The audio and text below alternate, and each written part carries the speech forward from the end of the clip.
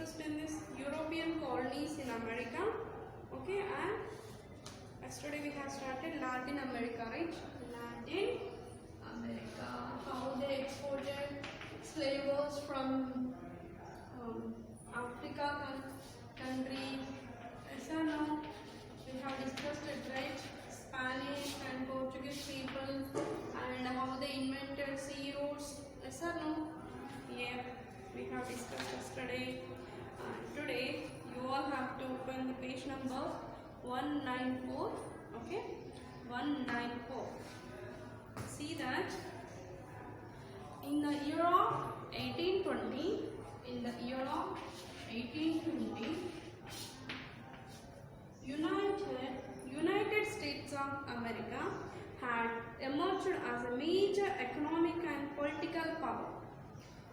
It felt that the South America should be under its influence and actively discouraged any European power to establish control over these areas.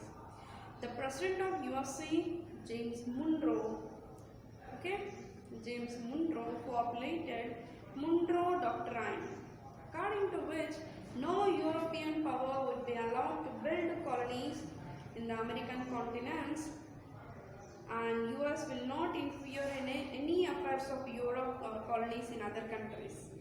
Okay, in the year of 1820s, United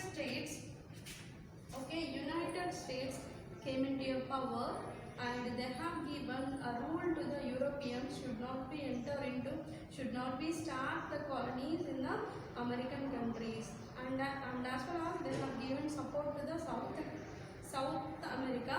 Okay, even the South America, even in the United States of America, okay, combined United States of Americans and as well as South America also, they came to realize and they came into a very huge power. Okay, and they have given a word to the Europeans should not be start again colonies in the American countries. So at that time, who is the president? Monroe. US president, who is US president? Monroe. Okay. See, as India powerful president Monroe had passed a rule to the Europeans. What is that rule? You know, Monroe Doctrine. What is that? Monroe Doctrine. Okay, Monroe Doctrine. So he passed this rule. Under this rule, what is this rule? The Europeans should not run any colonies. Okay, should not do any business. Should not start any colonies in the US, America, as well as South America, North America, Middle America. Okay, they should not be start, and as well as US also should not going to be interfere any of Europeans business or else works or else anything. Okay, that is Monroe Doctrine. So by this, Europeans were accepted. European colonials were accepted, and here the extract of Monroe's speech in the year of 1823. Okay, Monroe's speech given in 1823. What he given? That here they gave the words of Monroe. The occasion has been judged proper for a sitting as a principle in which the rights and interests of the United States are involved, that the American continents, by the free and independent condition which they have assumed and maintained, the henceforth not to be considered as subject for future colonization by any European power. As I told you, right? They did not allow any European powers in their future. Okay? Here, by looking this, here he is showing that interest on development for US, right? Development for US. And by these, although the doctrine said that European powers should not consider colonizing any American country, it also said that American country is allowed to colonize these countries. Britain, which had a powerful navy, Okay, in that European countries, one of is what? Britain. It's had a powerful navy force, powerful navy force, and they are supported to the Monroe Doctrine. Britain was keen the American colonies were not under political control by European power, so that they would be free to trade with England and purchase its industrial goods. Okay, thus, even though the direct colonial rule ended, okay, direct colonial, of course, the England has stopped, okay, European countries were stopped colonizing in the American states, but already they existed, right? In some areas they existed, right? So that indirect it is going on, indirect colonizing is going on, because already existed, already they started, right? That, but a direct colonization means next in the further they have stopped from Europeans. Okay, see here, thus even though direct colonial rule ended, many aspects of the old colonial rules remained. Yes, I told you, right? Many old colonial rules remained. Thus, the Latin American countries had a social system which consisted of very large landlords on one hand and another large number of slaves, semi-slaves, poor small farmers on the other hand. Okay, the Latin American countries had a social system. Okay, in the Latin American, they have huge landowners and the poor peasants. Okay, poor farmers, slaves, semi-slaves, and who came from Africa. It's all combined now in the Latin America. There were also villages of poor Indian communities also. Some of poor Indian communities villages also there. Industry and trade was under the control of landlords. Industry and trade is under control of whom? Landlords, who had little interest in developing these villages. They received sufficient income by exploiting survival labor. Thus, in many ways, old colonialism continued influence of the Latin American countries. This depends upon developed industrial countries like Britain and US has continued to keep these countries undeveloped because high levels of social and economic inequality, very high incidence of poverty due to landlessness. Okay, yet to be on undeveloped because these landlords and industrialists, they took out themselves, they did not go for approaching of any developmental activities, development of nations, right? So, yet to be continuing on like that. The next topic is, I will continue.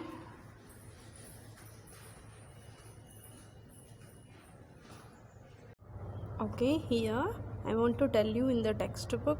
Okay, see, European colonialism in Asia. Okay, see, up to now we have read about colonialism in Latin America, right? So now we are going to know in colonialism in Asia. Okay, European colonialism in Asia means Asian countries. Okay, see, most countries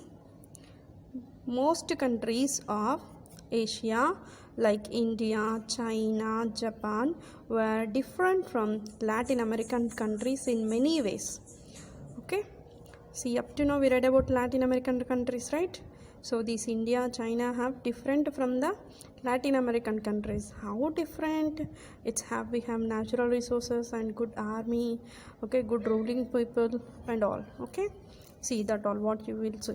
Most of the Asian countries were densely populated by prosperous peasant communities. Okay, prosperous peasant communities. Okay, we have many agriculture, farming. They were governed by powerful empires that had vast armies.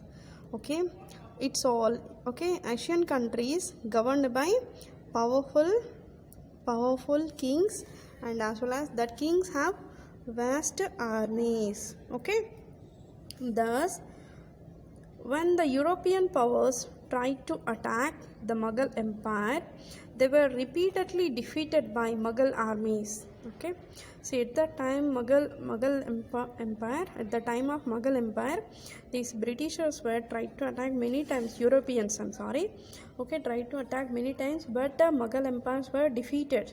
Okay, Mughal empires were defeated because Mughal Empire have a good army force. However, the Europeans were able to establish power over some important ports like Goa, from where they controlled the oceanic trade. Okay, yeah. When they want to be attacked, Mughal empires were defeating, right? So they chose another way. Which way? They established power over some important ports like in Goa, okay, where they controlling oceanic trade. For the trade purpose, they started controlling in the coastal areas.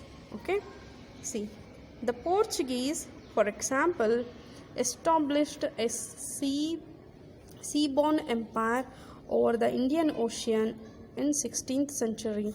All ships traveling on Arabian Sea, Indian Ocean or Bay of Bengal had to pay special tribute to the Portuguese, and if they failed to do so, they were attacked and looted.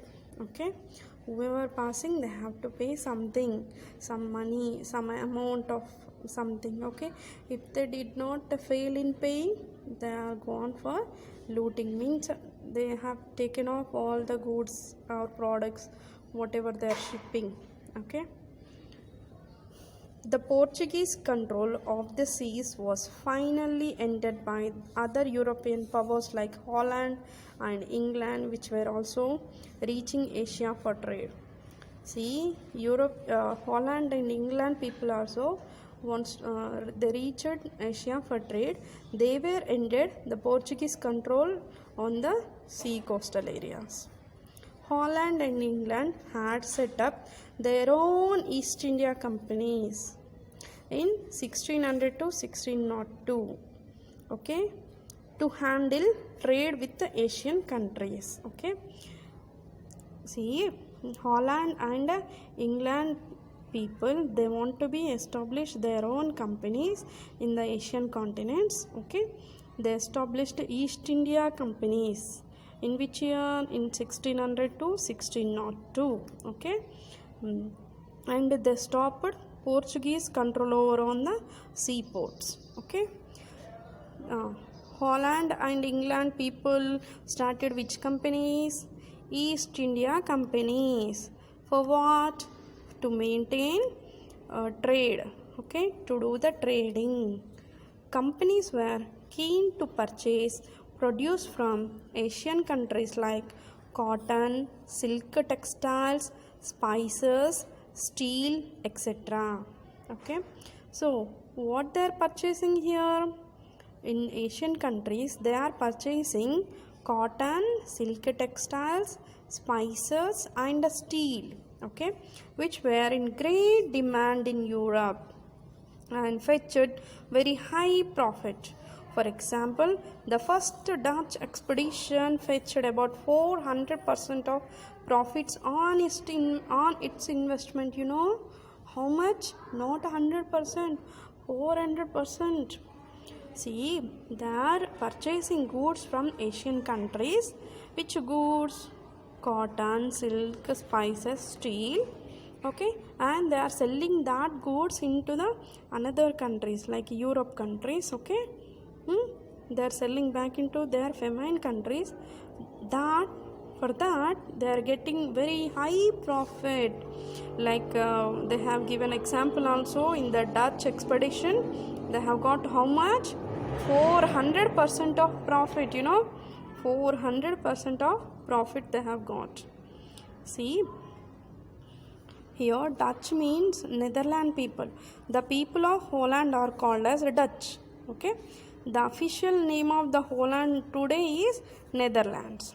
Okay, Dutch people, Holland people, Netherlands people, similar. Okay, the European companies had set up trading posts in different port cities of India. Okay, the European companies had set up trading posts, okay, in different port cities of India, African nations, and Indonesia. Some of them, like Holland, established political control over some port cities in Indonesia. Okay, some port cities in Indonesia. See here. Soon, Europe started objecting to the activities of these companies. They were buying commodities from India in exchanging for precious metals like gold and silver. Okay, they are exchanging water, gold and silver metals. By doing so, they were draining Holland and England of their accumulated wealth. They became so much wealthier people. Europe felt that India will become richer and at the cost of European countries as a result of this trade. Europe people were felt that India will become richer. Why? Because it is a great demand for Indian products, right? Okay.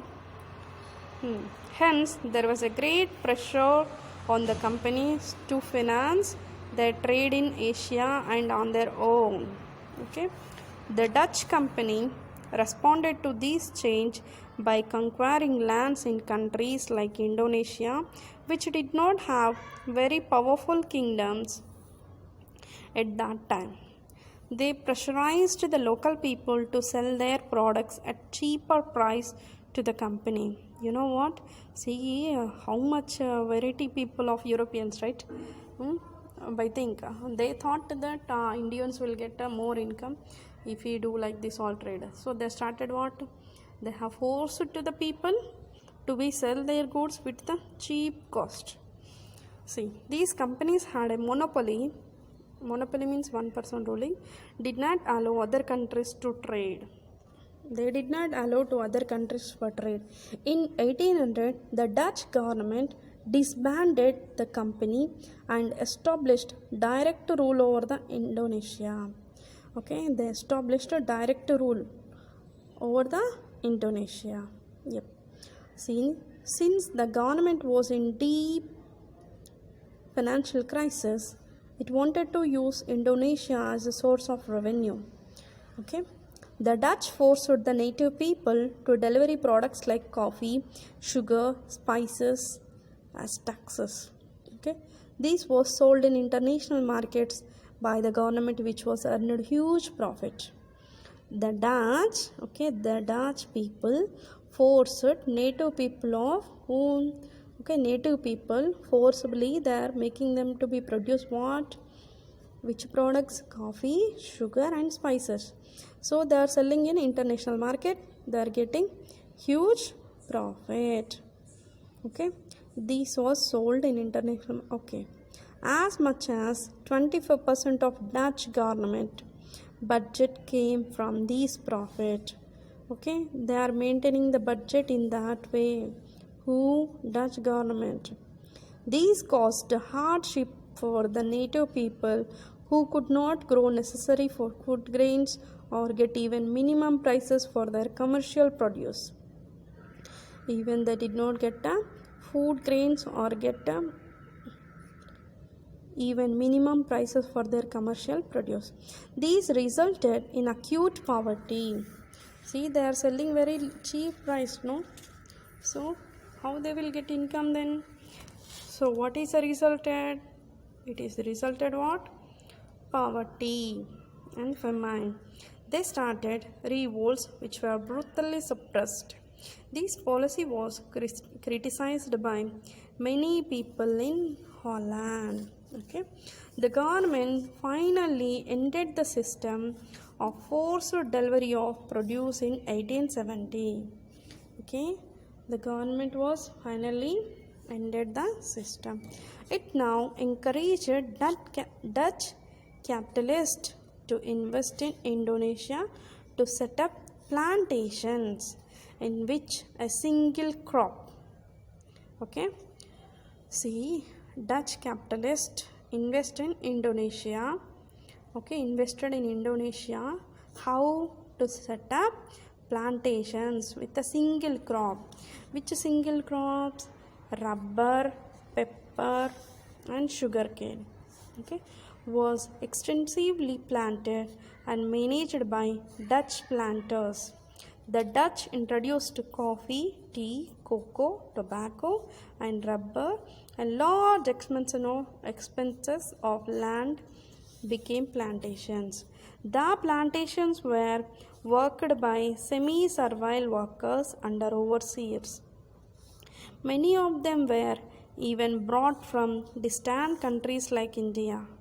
See, it's need. These all plantations. Dutch have introduced plantations in Indonesia, right? Okay. For of some single crops. For that they need some semi-servile workers. So for that workers they have brought from some other distant countries like India. The produce of the plantation were sold by the owners in the international market, especially in Europe. They also invested in mining tin. Tin, it's a mineral, tin, and mining of petroleum. Who invested here? Dutch. Okay, Dutch government invested in what? Mining and petroleum. To increase the transport of these goods, the government invested heavily in railway and as well as telegraph lines. The Dutch Indonesia produced most of the world's supply of quinine. Okay, the Dutch Indonesia, because the Dutch government occupied Indonesia, right? So that it is producing world's supply of quinine, okay, and pepper. Over a third of its rubber and quarter of its coconut products and fifth of its tea, sugar, coffee and oil. That means nothing but overall the world, these Dutch Indonesia are producing more, okay, more and more. The profit from Dutch East Indies helped Holland to develop industries and made it one of the world's most significant colonial powers. This power was ended by Japan during the Second World War between 1939 to 45. Indonesia became independent after the World War along with India. Okay, Indonesia became independent after the World War along with India. Okay, so you all have to read the lesson.